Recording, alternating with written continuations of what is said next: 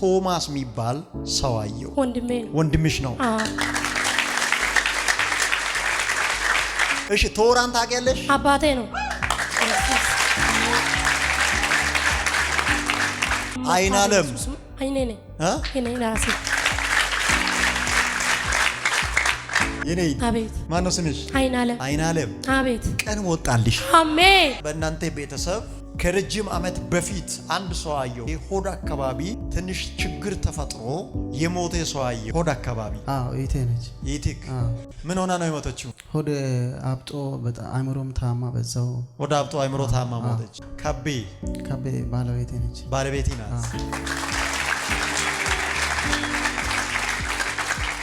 ደአ የሚባል ስም ታውቃለህ? አያቴ